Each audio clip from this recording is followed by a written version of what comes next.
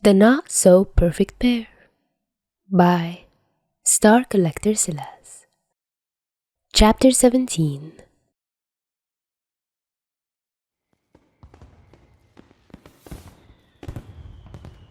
I'd probably kiss a boy too.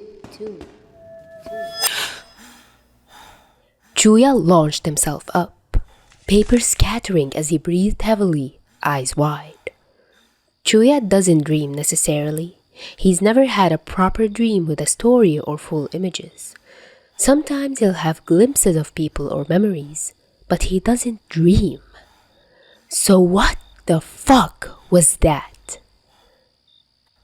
Breathing heavily, swallowing and finding his throat completely dry, he checked the time on his phone, staring at the blinking 4:36 a.m. on his lock screen, which happened to be a picture of him and Dazai, a selfie at the arcade. He looked at the pieces of paper scattered about, some schoolwork Dazai had left when he had been here earlier. After sleeping all day, he had stayed up to do some work, not wanting to waste time sleeping, but he must have been extremely exhausted, given that he had fallen asleep again after being awake for like 5 hours.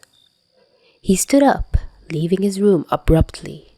He headed straight for the kitchen, grabbing a glass from the cupboard, filling it with cold water and drowning it quickly, refilling it and repeating the process.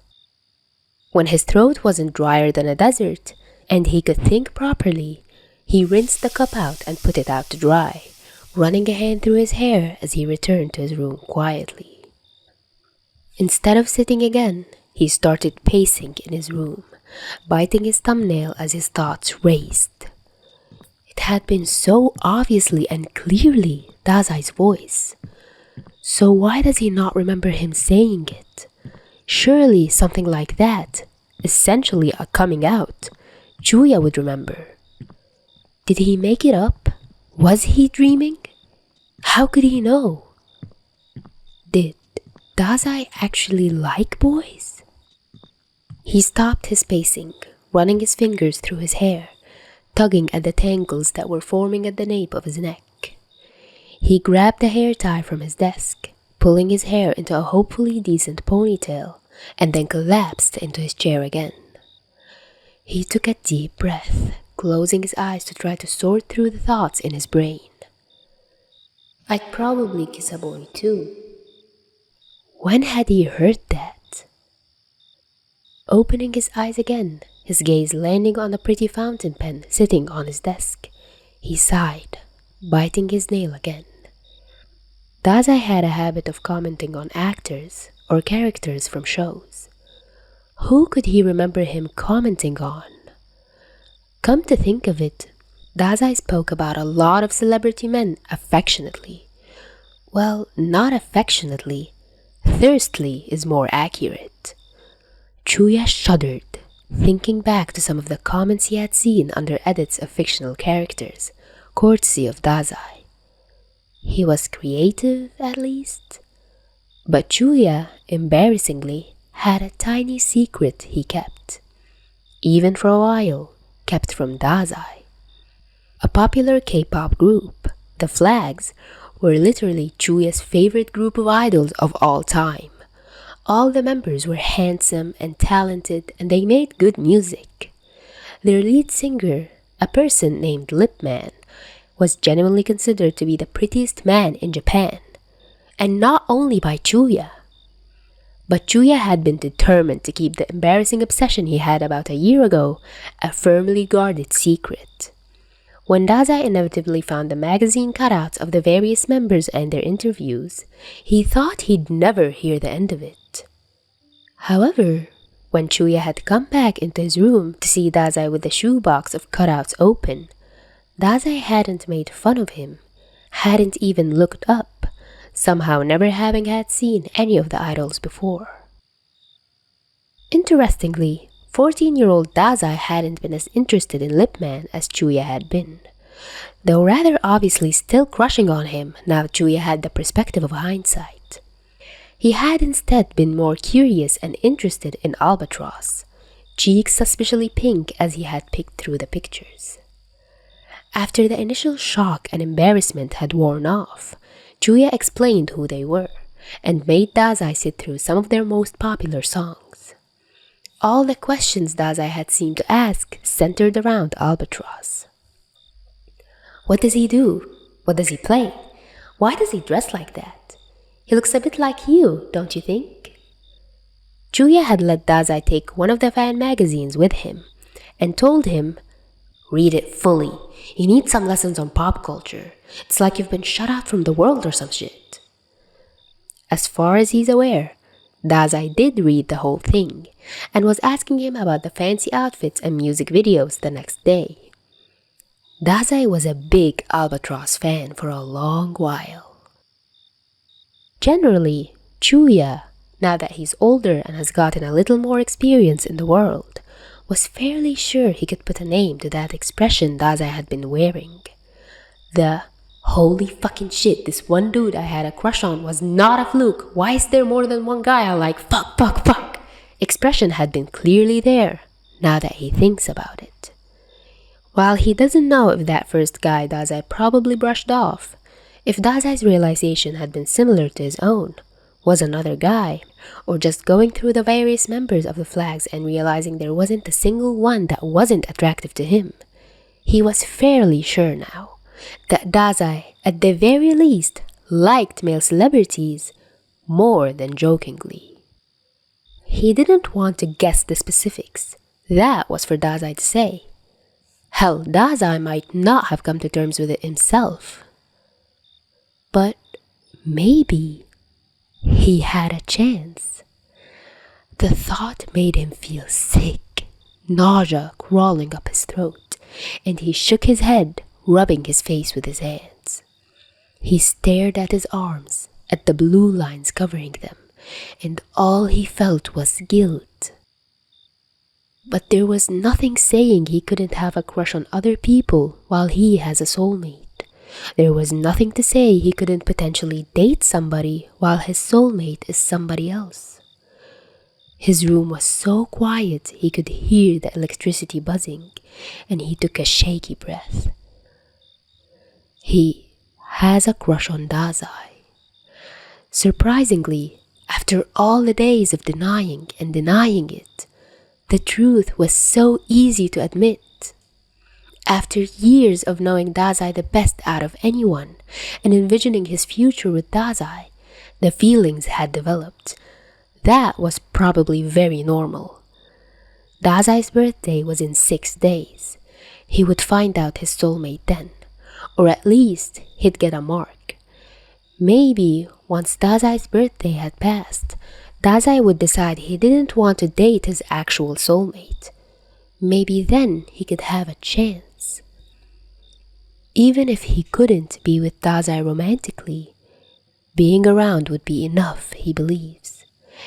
Maybe a house and a family was realistic, even if it wasn't quite how he thought. He'd settle. He just needs to hide it until after Dazai's birthday. It can't be that hard, since he's been doing it for days anyway. Still, the anxiety and pent-up feelings were swirling in his chest and making him feel nervous, like he was unable to sit still. With a moment of hesitation, he turned to the paper on his desk. Positioning the blank piece of paper and grabbing his pen, Julia scratched down the first few words.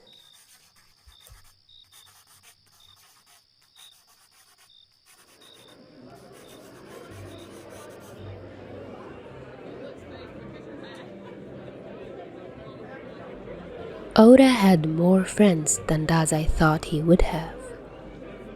He had known Oda to be fairly reserved, to prefer listening over speaking, to like having a small group of people. He had thought that his usual group of 7, including himself, would be a bit much for Oda. Dazai didn't know any. The only faces he recognized were the ones of Mori, Elise, and Ango. Chuya and his parents weren't invited to the funeral. Koyo and Oda had been good friends for a while. She probably would have wanted to be here. but the funeral was to be done quickly and quietly, more of a formality than a memorial. Various people had come to offer their condolences, to pat his shoulder or ruffle his hair infuriatingly similar to the way Oda used to do it, but not the same, and it never will be in the same way again, because Oda is dead. No amount of wishing, no amount of crying is going to change that. So there is no point in crying, there is no point in wishing. Instead, he sat through the service in silence, eyes on the floor as he floated elsewhere, the only thing tethering him to earth being Elise's bone-crushing grip on his hand as she also tried not to cry. He was expected to speak. Mori said that he wouldn't, making a claim of being too grief-stricken to attempt it, and had thrown Dazai the knowledge he'd be going to speak in his place that morning.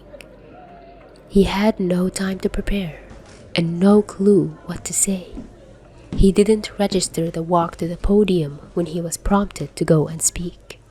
It was like he blinked and suddenly he was standing in front of the crowd of people. There were quite a few people, at least compared to the amount of people Dazai expected. Probably a little less than 50 people in the room. Mostly Ongo's invitations, surely. His throat felt dry, and he was lightheaded, like he might faint at any second. It was an open casket funeral, and he had to keep his eyes firmly trained forward to avoid his gaze trailing to where he knew he'd see Oda, eyes closed and body carefully prepared to make it look as though he was sleeping. He remembers talking to Oda about it, when he had his weird face fixating on mortuaries and embalming. Now he would be able to explain exactly what had been done to Oda's body to prepare it for the burial. His breath caught in his throat, but he had barely been up for a few seconds, and it already felt like hours. The time was stretching out, like the entire world had slowed, except for the bubble he was standing in.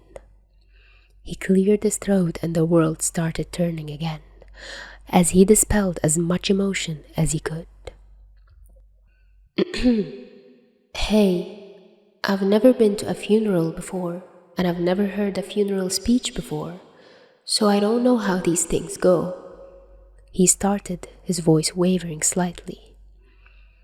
I don't know most of the people in this room. To be honest, I wasn't expecting many.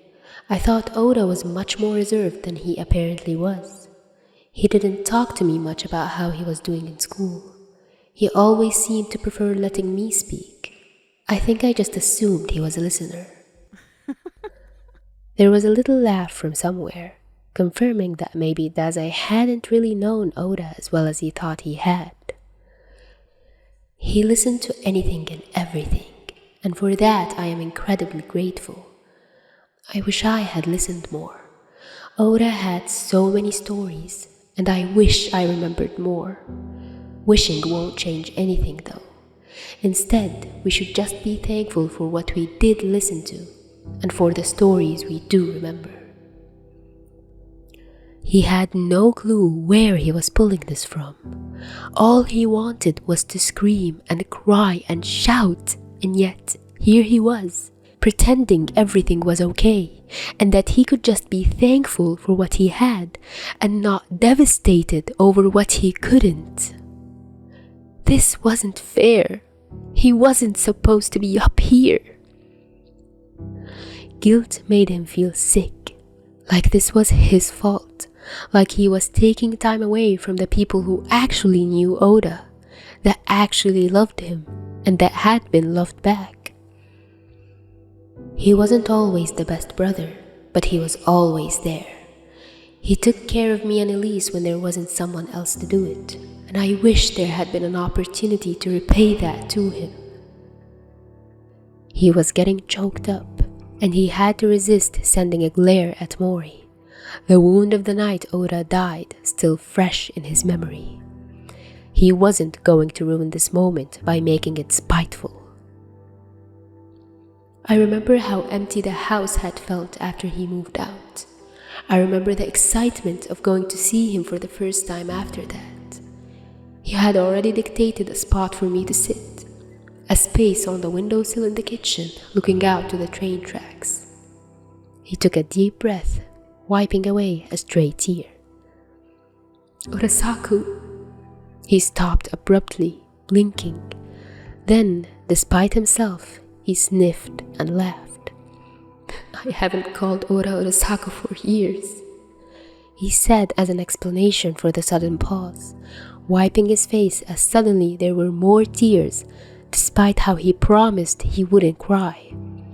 Elise was crying now, and so was Ango, but Ango was sitting with that weird and pained smile, like he was happy, but grieved at the same time. Urasaku was the one who encouraged me to continue doing art when I lost the passion for it when our mother left.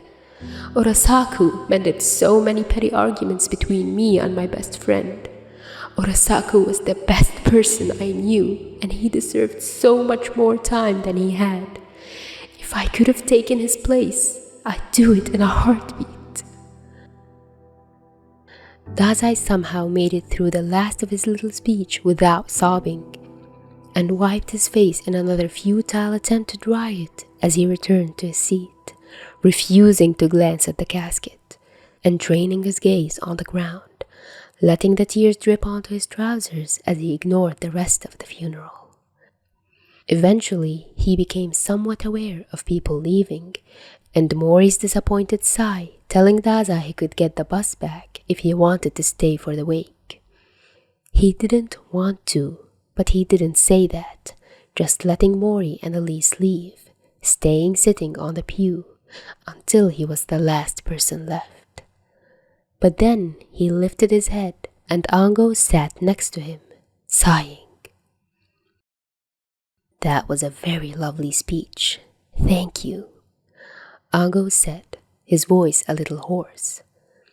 He looked unbelievably wrecked, like half his soul had died with Oda, but he didn't look sick the way he did last time Dazai saw him. He didn't look particularly sleep-deprived or like he might faint. He looked like he was learning to live again and doing a decent job at it. "It's fine," Dazai responded quietly. Ango looked up at the stained glass windows of the church and the sunlight streaming in. Dazai followed his gaze, looking at the paintings with little emotion, the carefully crafted angels not sparking curiosity or intrigue that they might normally have. One of Oda's friends had started the same course as Oda and met him after his husband had committed suicide before his cancer was to take him out. His name is Mushitaro, Ango said unprompted.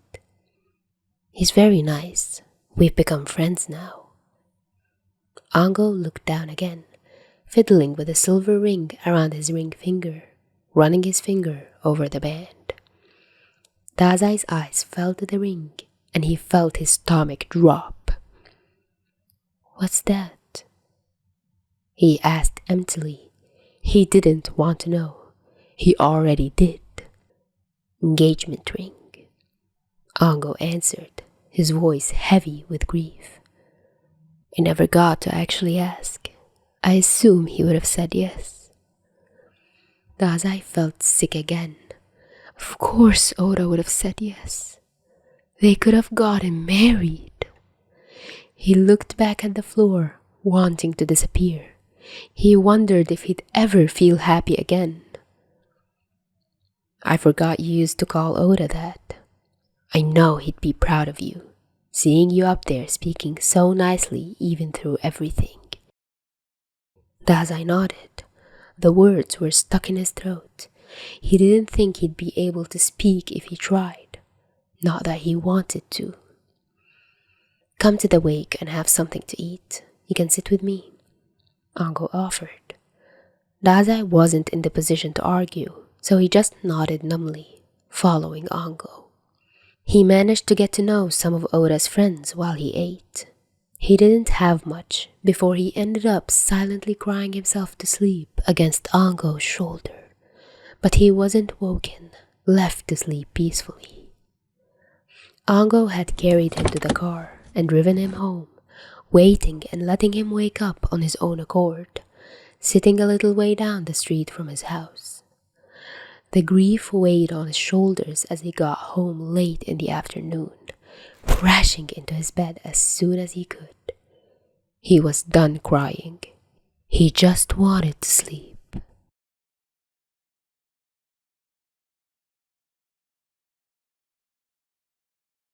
Chuya sat in his bed with his laptop open, a movie running as he watched, unimpressed, as the main character got scared over a rustle from the trees. Horror movies were stupid.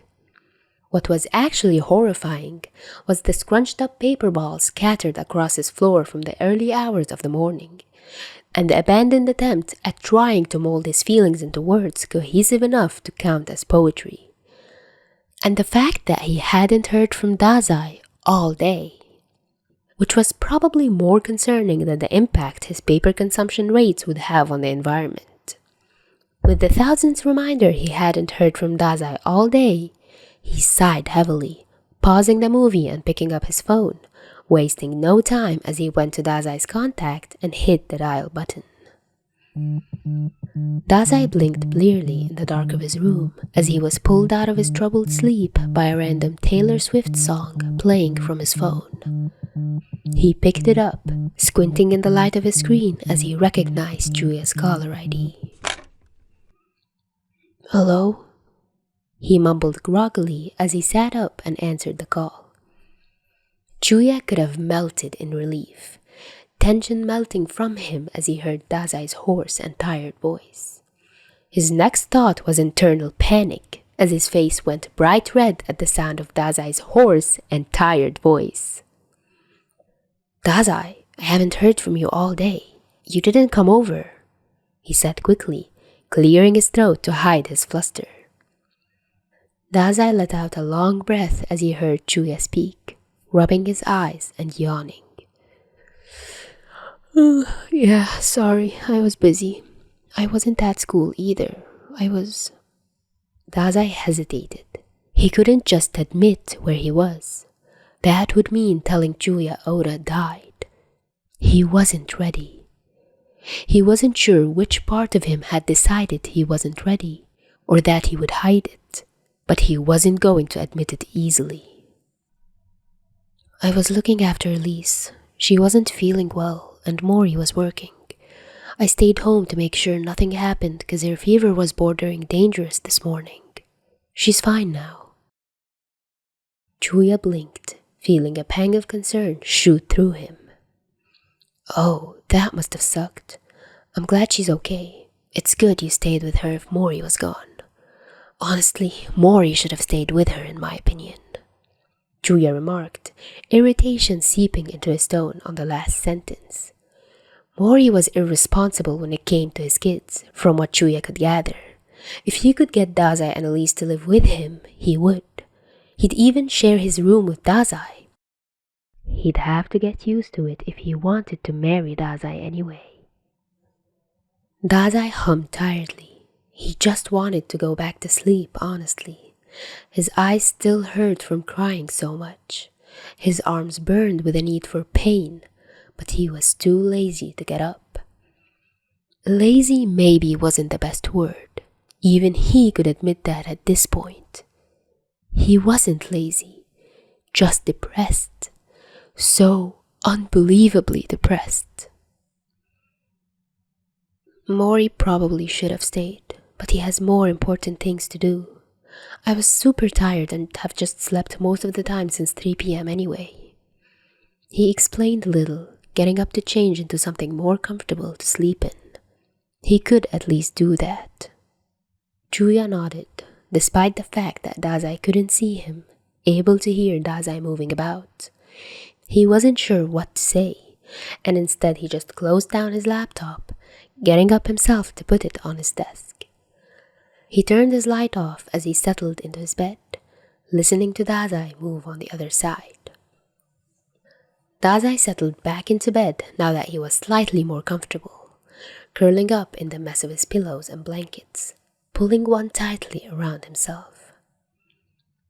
"I'm bored. Chuya, tell me a story," he said, intending to sound whiny and annoying, and instead he cursed the way he sounded tired and childish. Chuya was slightly surprised by the raw emotion he heard bleeding into Dazai's tone, and his brain went blank for a second, before he stopped, sighing and trying to think. Once upon a time, there was a prince, and that prince was the most prettiest and handsomest in the land. He started slowly, thinking. Dazai scoffed, feeling fatigue creeping upon him again as he listened. "Chuya is getting awfully self-obsessed. Prettiest and handsomest?" he asked, smiling a little. "Do you think I'm not pretty and handsome?" Chuya asked accusingly. Dazai giggled. "No, that's not what I said. You're a rather pretty slug." Chuya went quiet. Then he shook his head and continued his story. The prince's name was Dazai. It was Dazai's turn to be quiet, his cheeks going pink as he buried himself under his blankets, voice muffled as he spoke demandingly. "Continue." "Rude," Chuya muttered under his breath, but he continued, tilting his head as he thought. While on a trip with his family, the prince met a beautiful mermaid. They had long hair that the prince loved to sit and braid, and they had eyes the prince would compare to the ocean or the sky. Dazai hummed, nodding along as he listened, liking the story. Clearly, in his mind, he could envision a pretty mermaid with blue eyes and long ginger hair, very obviously Chuya. He could imagine him, a prince, standing on the pier, offering forks or hairbrushes in return for sea glass and trinkets from shipwrecks. He let his eyes fall closed, listening as Chuya continued to speak softly. The mermaid really liked the prince, and the prince really liked the mermaid, but the prince was hesitant, not wanting to disappoint the king and queen. Chuya continued his story, enjoying it more than he thought he would have. After the queen disappeared one day, the prince decided to follow the mermaid into the water, being granted a temporary metamorphosis to be able to survive. As it turned out, the mermaid was a member of the mermaid royalty, who was able to grant the prince a tail forever if he were to wish. When the prince got to the castle, he found his mother there, safe and happy, living in a luxurious room in the palace. He decided on the spot to change into a mermaid himself. Chuya paused in his story, realizing Dazai hadn't said anything for a while. He went quiet, listening, and as he listened as closely as possible, he heard Dazai's quiet and steady breathing, a faint snoring to be heard. Of course, he'd fallen back asleep. Well, the rest of his story was rather useless, but he smiled, shifting to go on his phone and open social media. He didn't hang up, letting the call continue as he scrolled through his Instagram feed. They could just both sleep like this, like they were together. The regular sound of Dazai's soft snores luring Chuya closer and closer to unconsciousness as well. He smiled softly, struggling to stay awake. He glanced over to where he knew his desk was in the dark, guilt shooting through him for a second. He shook it away. This was what he wanted. Regardless of anything, he wanted this. Sleeping on a call with Dazai, because there is no way to sleep better.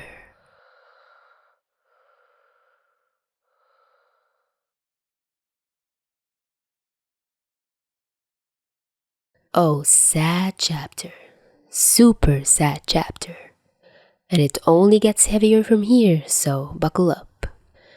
Thank you so much for listening, everyone. Don't forget to send kudos to the author through the link in the description.